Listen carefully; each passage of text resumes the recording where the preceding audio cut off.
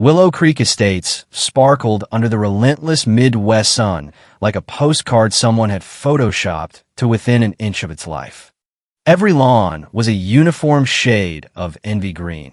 Every mailbox painted the exact willow white approved by the board, and every American flag hung at the precise 45-degree angle mandated by Section 4.2 of the Covenants.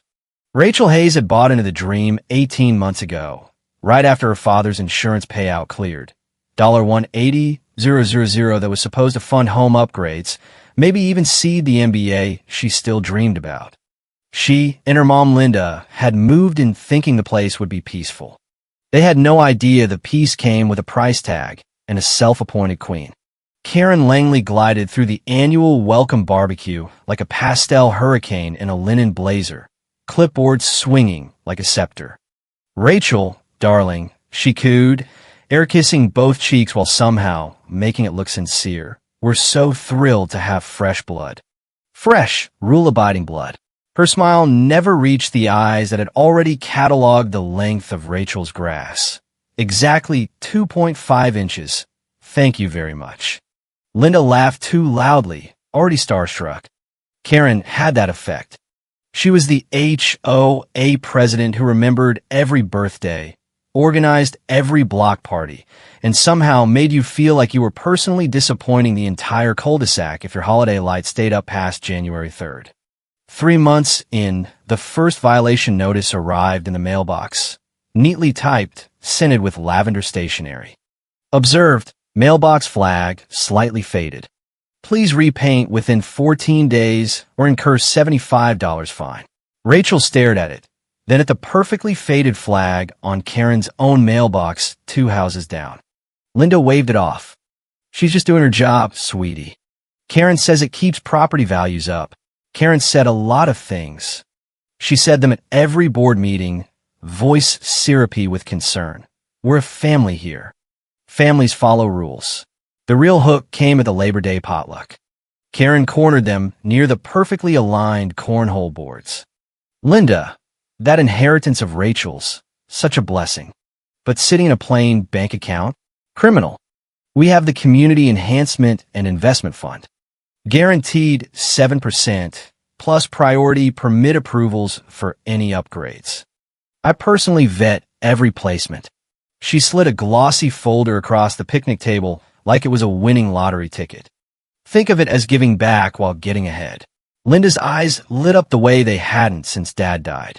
Rachel's stomach twisted, but she heard herself say yes. The paperwork looked official.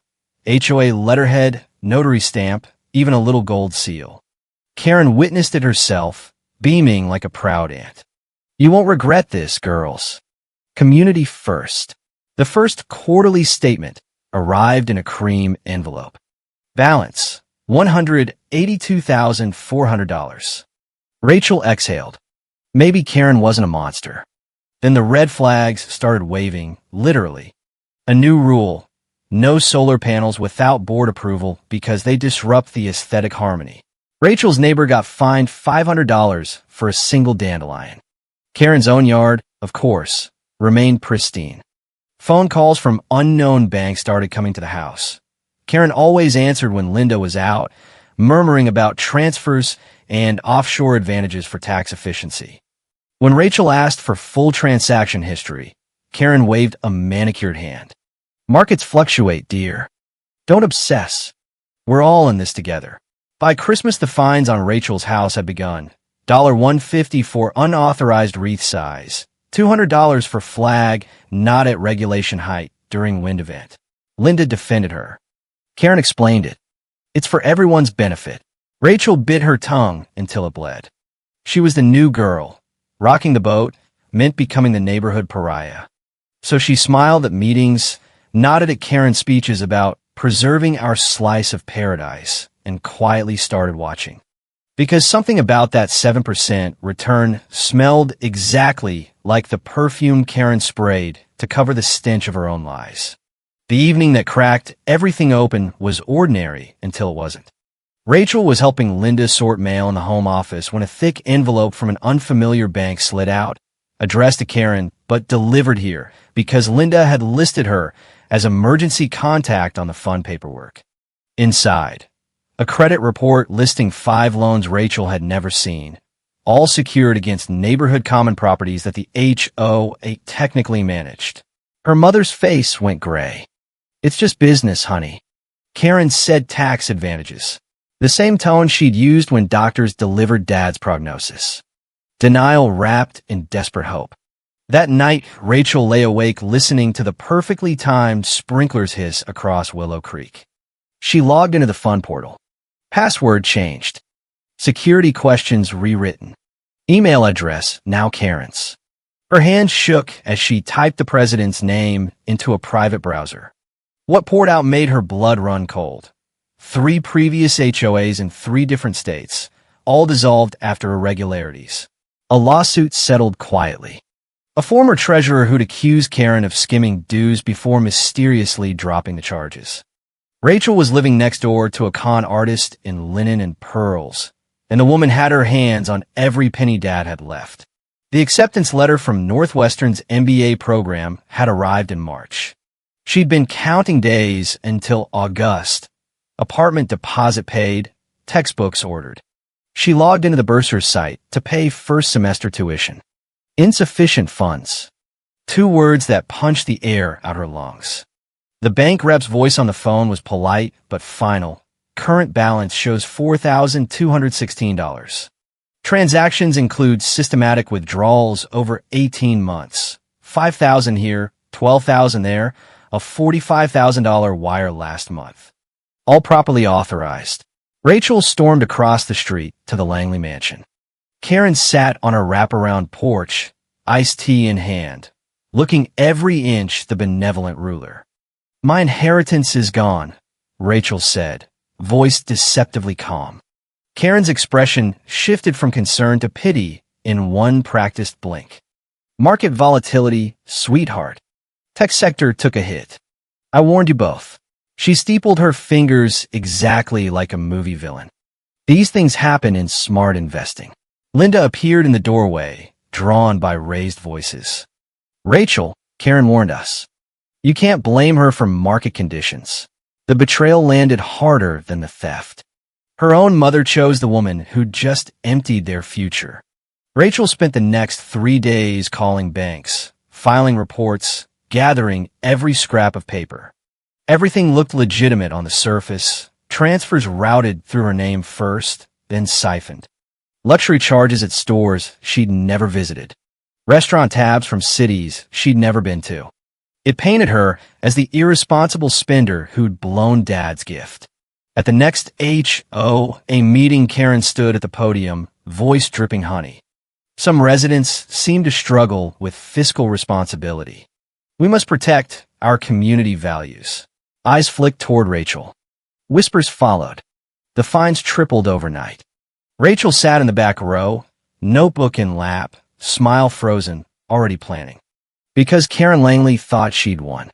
She had no idea the quiet girl in row 7 was about to burn her perfect little kingdom to the ground. The war began with a credit monitoring subscription and a burner email.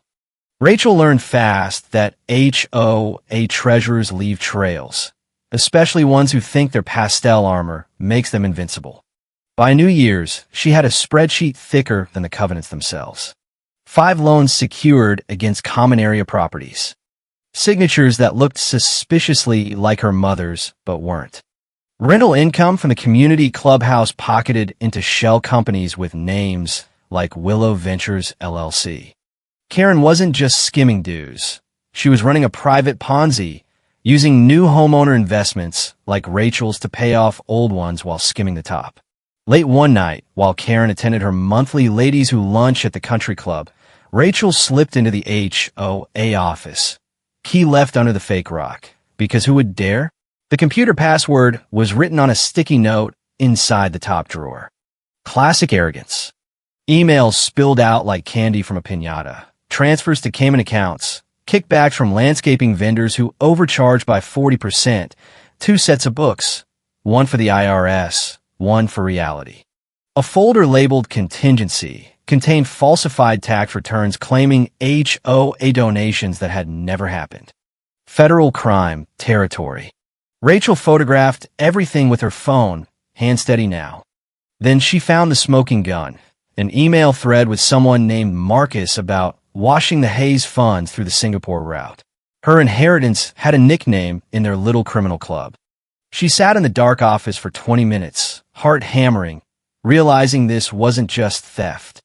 This was something that could put Karen in federal prison and maybe liberate every homeowner in Willow Creek from her velvet tyranny. The next morning, Rachel played the perfect neighbor at the mailbox. "Karen, I've been thinking about that loan offer you mentioned. Maybe we could discuss terms." Karen's eyes lit up with predatory satisfaction. She thought Rachel was breaking. "Of course, dear. Smart girls always come around." Linda beamed, relieved the tension was ending. If only she knew her daughter had just baited the trap wider. Rachel followed Karen to her accountant's office that afternoon, parked in the garage like any dutiful resident. She waited until Karen left, then slipped the cleaning crew $100 and a sob story about a cheating boyfriend. 15 minutes alone with the banker's boxes. Inside, proof of money laundering layered through jurisdictions, amounts always just under federal reporting thresholds. $1.49, $9.99, $9,999. Her college upgrade money had been seed capital for something much darker. The Ponzi was paying off old investors with new HOA dues while Karen vacationed in Aruba twice a year. 3 days later, pure chance handed her the jackpot.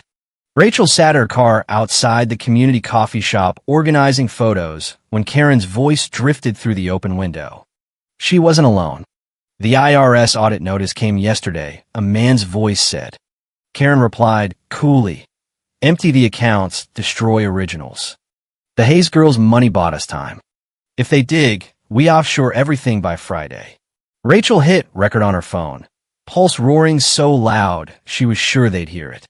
Marcus, the same name from the emails, finished the thought, fake charity write-offs, inflated property values. "Just handle it, Karen. That's what I pay you for." She sat frozen long after they left.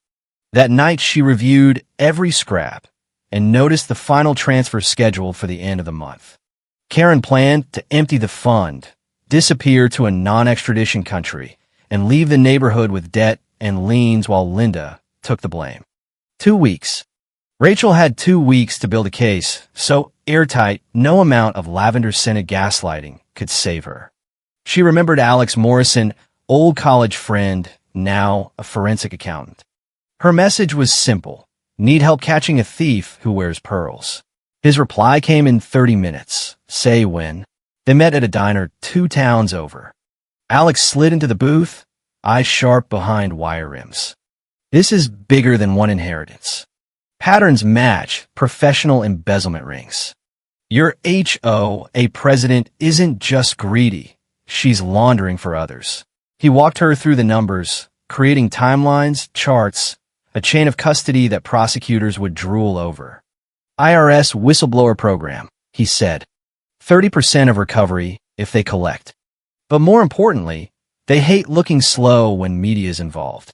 They spent a week building the package. Rachel pretended to reconcile at HOA meetings, helping Karen with minor tasks, preparing wire forms, organizing documents. Karen preened, convinced she'd broken the troublemaker. In reality, Rachel documented every new crime in real time, phone recording in her pocket. Alex filed the official complaint Wednesday. A financial crimes reporter at the Wall Street Journal received copies Thursday. By Friday night, Karen invited Rachel to her home office for the big transfer. "This is how real money moves, dear," she purred, fingers hovering over the keyboard. "One bold move sets you up for life." Rachel watched $3.2 million, dues, kickbacks, and the last of her inheritance, head to Cyprus and the Caymans. "Isn't this illegal?" she asked innocently. Karen laughed, the sound brittle. "Only if you get caught." "And I never get caught." Those words would echo beautifully in a federal courtroom. The next morning, Karen hummed in her kitchen, packing for a spontaneous girls' trip to Miami. Plane tickets on the counter told a different story, one way to Costa Rica. Rachel called Linda into the study, voice casual. Karen asked me to organize these for the accountant. I think you should see them first. The folder hit like a bomb. Forged signatures, emptied accounts, bank statements. Linda's hand shook as she checked her own app. Savings wiped to $12,743. She stormed into the kitchen. What have you done? Karen's mask slipped for half a second before the smile returned. Darling, I can explain. Tax advantages. Rachel hit play. Karen's recorded voice filled the room. Only if you get caught, and I never get caught. Linda sank into a chair. Rachel kept her voice still. Here's what happens next. You're going to write a full confession. Every theft, every kickback, every lie. Then you're going to sign it. Karen laughed, forced ugly. You can't prove anything. Rachel checked her watch. The reporter's story drops in 3:20. Karen's phone exploded with notifications. Business partners, neighbors, investors, all reading the same headline. The doorbell rang. Not the IRS yet, just a wellness check Rachel had arranged. Karen's eyes widened. With shaking hands, she started writing. 5 pages later, signed and dated, Rachel took copies. You destroyed me, Karen whispered. No, Rachel replied. You destroyed yourself. I just documented it. Karen's BMW peeled out of the driveway in under 5 minutes, lease plates flashing like a white flag of surrender. Linda stood in the kitchen doorway, tears streaming. How long have you known? Rachel pulled her into a hug. Long enough to stop her from taking everything. Not long enough to save Dad's money. They cried together, different betrayals, same pain. But Rachel kept one eye on her phone. The real show was just starting. Tuesday morning, 7:47 a.m., heavy engines rumbled outside. 3 black SUVs and 2 cruisers filled the cul-de-sac. Rachel poured coffee with steady hands while Linda stared wide-eyed from the stairs. Justice, Rachel said softly. The knock was firm. Agent Sarah Mills flashed credentials. IRS criminal investigation. Warrant for premises related to Karen Langley. They knew exactly where to look, thanks to Rachel and Alex's meticulous maps. Every hidden folder, every false bottom drawer Karen thought clever was cataloged and seized. Miss Hayes, Agent Mills approached. Our records show you filed the initial complaint. We'll need a formal statement. Rachel handed over the folder of recordings. 43 files, each labeled with date and subject. The younger agent whistled. This ice extensive. Rachel shrugged. Desperation is a good teacher. Linda watched agents carry out box after box, reality crashing in waves. The woman she trusted like family had targeted them from the first barbecue. Reporters swarmed by noon. Rachel pushed through with a tight, no comment, but one question stopped her cold. Channel 7.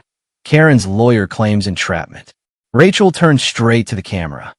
I documented crimes she was already committing. If that's entrapment, every security camera in America is guilty. Back inside the house felt lighter. They ordered Chinese and watched the local news in surreal silence. Karen's mugshot, orange never flattered her, looped every hour. Around 9 p.m., an unknown number rang. Karen's voice, raw from county jail. You ruined everything. Rachel kept her tone ice. I won't be satisfied until you're sentenced, and every victim gets their money back.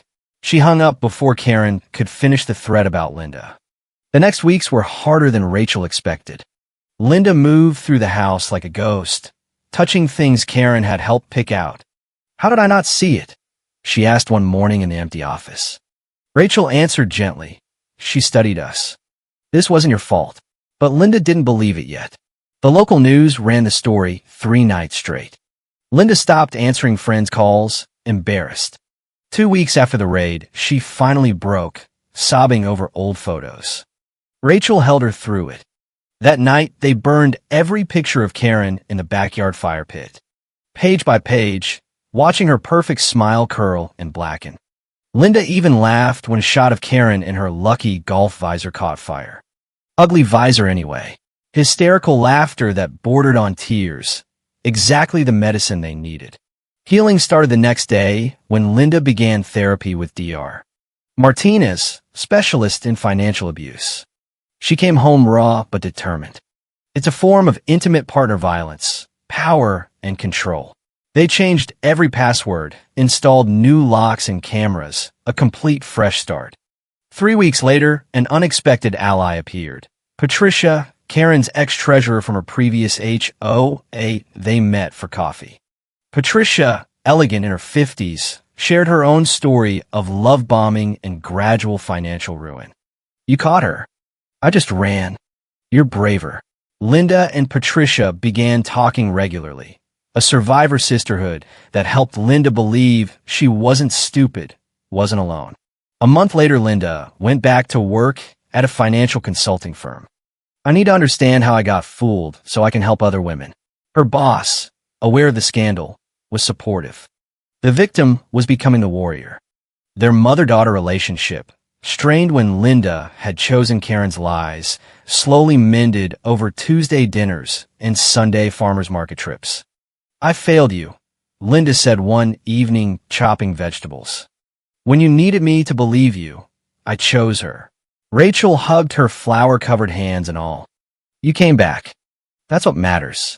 The house began to feel like home again.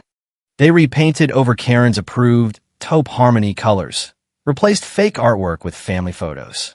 6 weeks after the arrest, the judge denied Karen bail, flight risk. Linda received the news quietly, cried in her room, then emerged lighter. I'm not crying for her. I'm crying for who I thought she was. That person never existed.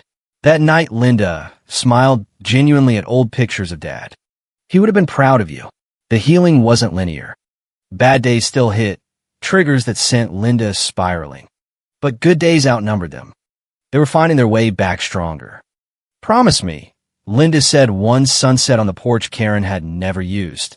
If I ever date again, you run an FBI-level check. Rachel laughed. Deal. 1 month later, Alex called with news that tightened the noose. The FBI found connections to a larger fraud network. They're offering Karen a deal for cooperation. Rachel's blood ran cold. After everything leniency, she spent the afternoon compiling every remaining scrap she'd held back. Tiny details, overlooked connections. Then she did what Karen never expected, sent it to every major financial outlet in the country. By evening, Willow Creek embezzlement trended. Victims from 3 states came forward. Public pressure became a tidal wave. The prosecutor called the next morning. Your media strategy is interesting. Karen's lawyer wants to meet without deals. 2 days later, Rachel sat in the federal courthouse watching Karen shuffle in wearing an orange jumpsuit and shackles. She lost weight. Roots showed gray beneath the perfect blonde. When their eyes met, something broken lived there. Karen's lawyer spoke first. My client wishes to plead guilty to all charges in exchange for full restitution and cooperation. Rachel asked directly, ignoring protocol. Why? Karen looked straight at her. Because you won't stop. You'll keep digging until I have no peace. Correct, Rachel answered simply. The plea was drafted that week. 15 years minimum, no early release, $3.7 million restitution, including every penny of Rachel's inheritance plus interest, liquidated from hidden assets the FBI found thanks to her documentation. Sentencing day arrived. Rachel and Linda sat front row. Karen stood to speak, reading from notes in a trembling voice. I targeted vulnerable people. I studied their losses, their hope, and I exploited it. Linda, Hayes deserved better. Rachel, Hayes deserved better. It wasn't an apology. It was an admission. Judge Harrison delivered the sentence like a hammer. You're a predator who dressed crimes in charm and false promises. 18 years federal prison. No parole before 15. Lifetime ban from any fiduciary role. The gavel cracked like thunder. Outside, reporters swarmed. This time Rachel was ready. Karen Langley thought she could steal our futures and disappear. She underestimated the power of truth and the strength of survivors. Today, justice was served. 3 weeks later, a restitution check arrived. $194,000. Rachel stared at a long time. Northwestern had held her spot, impressed by her exceptional demonstration of integrity. She started classes that fall, older and wiser than her classmates. Linda sold the house, too many memories, and bought a smaller place near the lake. She continued her work helping fraud victims, becoming a respected voice in financial abuse prevention. She even started dating again, a kind professor who submitted to the background check without complaint. Alex and Rachel stayed close. He joked they should open Hayes and Morrison, We Catch the Thieves, Others, Mississippi. A year after sentencing, a letter arrived from federal prison. Karen's handwriting. One line, I underestimated you. Rachel lit it on fire in the sink, watching it burn. She had been right. They always do. But the best revenge wasn't the prison term or the public humiliation. It was this. Rachel graduated MBA with honors, launched a career in forensic accounting, built the life Karen tried to steal. Linda found real love. They recovered not just money, but faith and justice. Karen Langley stole Rachel's inheritance. She destroyed trust. She shattered their peace. But she made one fatal error. She taught Rachel how to fight back. And when someone teaches you to fight, you make damn sure you're never their target again. Some people say revenge is a dish best served cold. They're wrong. It's served with federal charges, an 18-year sentence, and the complete destruction of everything your enemy built on lies. Karen thought she'd stolen Rachel's future. Instead, she funded her education and justice. The neighborhood changed quietly after the raid. For the first time in years, residents voted down 3 new ridiculous rules at the next HOA meeting: grass height micromanagement, flag angle tyranny, holiday light curfews. Someone even planted a vegetable garden in their front yard without permission. The board, now minus Karen, could only sputter. Rachel watched from her new apartment near campus, smiling at the group chat blowing up with photos of slightly imperfect lawns and defiant solar panels. Willow Creek wasn't paradise anymore. It was finally human. Linda thrived in her new role. She spoke at local libraries about spotting financial predators disguised as helpful neighbors. Patricia became a regular Sunday brunch guest. The 3 women formed an unofficial support circle, trading stories and warnings. Never let anyone manage your money who also manages your mailbox color. Linda would joke, and they'd all laugh. The kind of laughter that had once been impossible. Rachel's first semester at Northwestern felt like breathing after years underwater. She aced every class, not because she was smarter than her peers, but because she understood consequences in a way textbooks never taught. Her capstone project analyzed HOA financial fraud across the Midwest. Professors called it groundbreaking. Alex consulted on it remotely, sending sarcastic notes about field research you lived through. 6 months after graduation, Rachel received an unexpected call from agent Mills. We recovered another $200,000 from Karen's offshore accounts. Thought you'd like to know the total restitution hit 98%. Rachel closed her eyes, letting the number settle. Not everything. Nothing ever is. But enough to pay off student loans, help Linda with her new place, and start a small scholarship fund for kids who lost parents too young. She named it the Hayes Integrity Award. Irony tasted sweet. Karen tried one last desperate letter from prison. This time it was longer. Pages of excuses, blame shifting, even a plea for forgiveness in the spirit of community. Rachel read it once, then fed it to the shredder at her new forensic accounting firm. Some things don't deserve response. Some monsters stay caged, and that's victory enough. The Real one showed up on an ordinary Tuesday.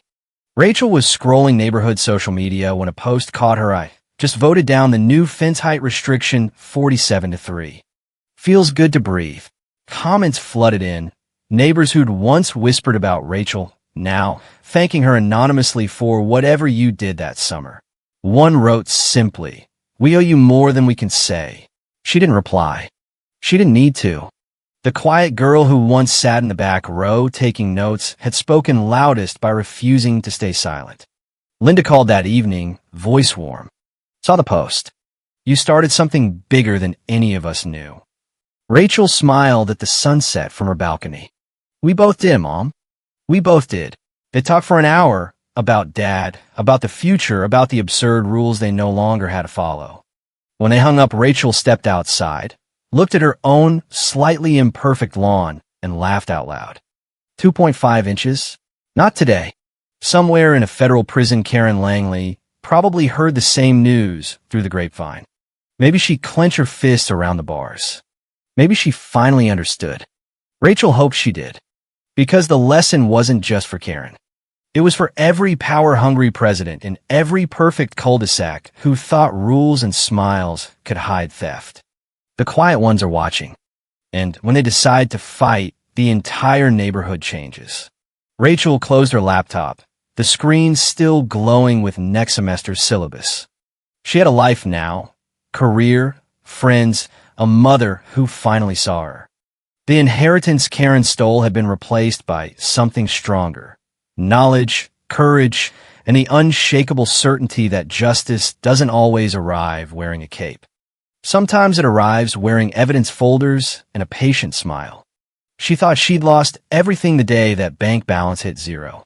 Instead, she'd gained the one thing Karen could never steal, the power to make sure no one else in Willow Creek, or anywhere, ever had to endure the same silent war. Some people build empires on lies. Others tear them down with truth. Rachel Hayes had done the tearing, and the view from the other side was beautiful. Thank you for listening to this HOA Karen story. Drop where you're watching from the comments. I read every single one. If it hit home, smash subscribe and share your own nightmare neighbor tale. Together we keep these clipboard tyrants in check. See you in the next one.